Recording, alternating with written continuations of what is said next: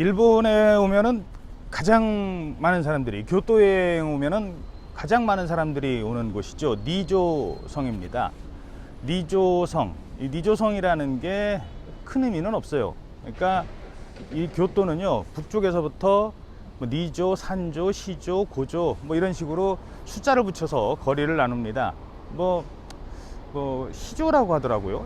우리는 요조, 뭐 이건 잘 모르니까 요조라고 안 하고, 어찌됐든 죽을 사자 일본 사람들도 잘 안 쓰거든요. 근데 어찌됐든 시조, 니조, 산조, 고조 뭐 어쩌고 이렇게 쭉 나갈 때 그 두 번째 거리에 있는 성 뭐 이 정도밖에 안 됩니다. 그런데 왜 이곳이 일본에 여행하는 여행객들에게 가장 첫 번째 그 관광 명소로 꼽힐까요?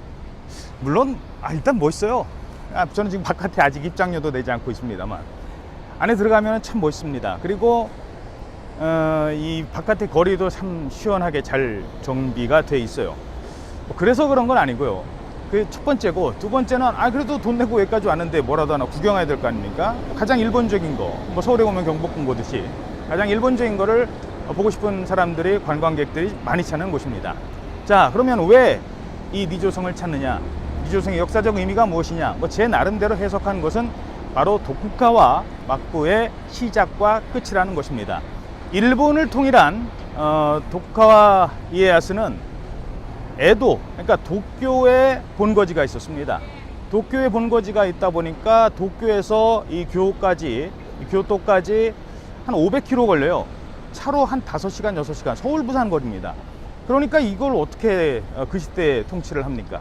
여기에는 분명 일왕 덴노가 살고 있는데, 그리고 그 밑에 국외, 뭐 신하들, 그 똘마니들, 죄송합니다만, 아무튼 그 밑에 신하들까지 있습니다. 그 사람들을 견제해야 되는데 교토에서 도쿄까지 상당히 멀기 때문에 이곳에 성을 지어놓고 자신의 어떤 견제의 기반을 만들었던 거죠. 그 성이 바로 이 니조성입니다. 다른 다이묘들은 오라고 그랬어요. 도쿄로, 에도로. 왜? 1년에 한 번씩, 그러니까 2년에 한 번씩 참근교대 해서 네가 오든 아니면은 너의 가족들, 아들, 부인 보내든 그 견제를 하기 위해서 참근교대를 시켰습니다. 거기 가려면 돈 들죠, 사람 써야 되죠. 그리고 1년마다 왔다 갔다 해보세요. 딴 생각 드나? 그 딴 생각 못하게 만든 게 참근교대인데, 그래도 덴노한테, 천황한테, 일왕한테 어떻게 오라가라 하겠습니까? 그러니까 자기가 와서 견제를 하기 위한 성을 만든 겁니다. 그게 바로 니조성이죠. 그런데 시간이 흘러서 결국 도쿠가 막부가 여기서 종결이 됩니다. 1867년인가요? 1867년 11월, 제가 적어놨어요. 11월 맞습니다. 1867년 11월 대정봉환이 이곳에서 거행이 됩니다. 대정봉환, 타이세이 호칸. 대정이 뭡니까? 대정, 그 어떤 통치 체제, 권력을 반환한다는 거예요. 누구한테? 덴노한테. 쇼군이 갖고 있던 권력을 덴노한테 반환을 한다는 겁니다. 정말 역사적으로 큰 일이 벌어지는 것이죠. 그런데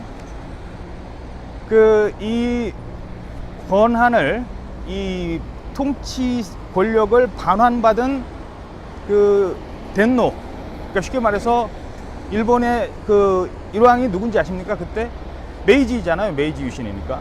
메이지 무스히토가 그때 몇 살인 줄 아세요? 겨우 15살이었어요.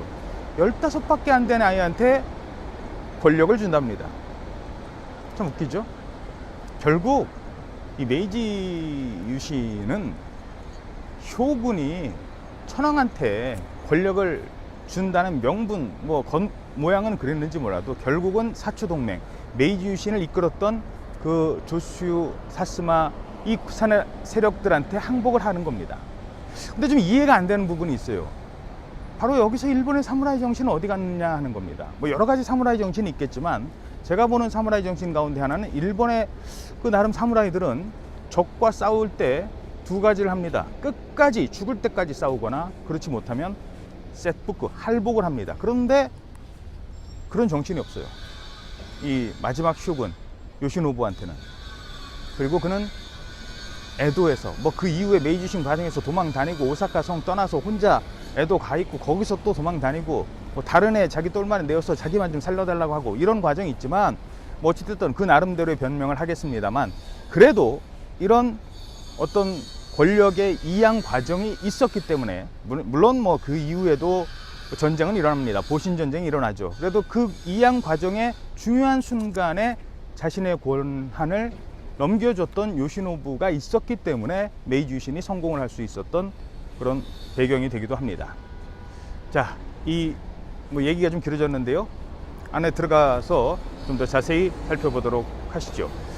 야, 메이지 유신의 시작과 끝, 도쿠가와 막부의 시작과 끝, 그리고 메이지 유신의 시작, 바로 이곳에서 시작이 됐고 이곳에서 완성이 됩니다.